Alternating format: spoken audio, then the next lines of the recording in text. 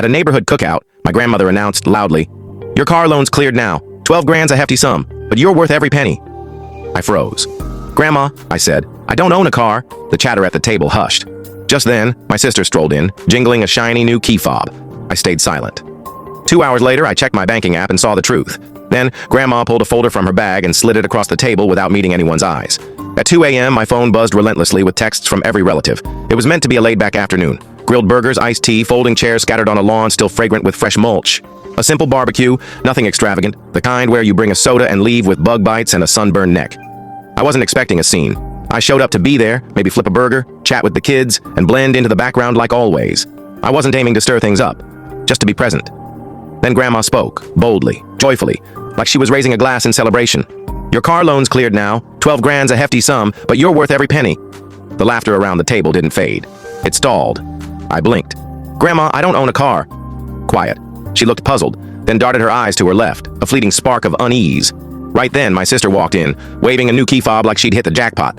The chrome gleamed red. She grinned, oblivious to the moment. No one spoke. Not my mom, who was cutting fruit. Not my dad, who stared at his plate like it held secrets.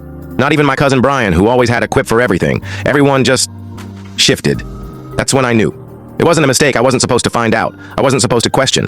They'd opened the account in my name without a word to me. They figured I wouldn't notice, or that I'd let it slide like always. Smile, nod, say I'm happy for her, and keep giving. I didn't argue. I didn't confront. I just stood there, skin tingling in the summer heat, and sat back down like nothing happened. 2 hours later, while everyone was inside chuckling at a video on the big screen I'd gifted last Christmas, I opened my banking app. Approved. $12,000 paid off. In my name. I didn't say anything. My hand stayed steady. My face didn't tense. I closed the app, noted the date, took a screenshot of the approval. When I looked up, Grandma was approaching. No smile now. She avoided my gaze. She reached into her bag, pulled out a thick manila folder, and slid it across the table without a word. Inside were documents, dealership forms, contracts, insurance papers. All signed. By me. Except I hadn't signed anything. That night, at 2:03 a.m., my phone erupted with notifications. 15 texts, 6 missed calls, and a voicemail from my sister starting with, "Please don't do anything rash, okay?" I didn't respond. I'd already done something worse than rash. I'd gone quiet. The folder sat on my counter for 3 days.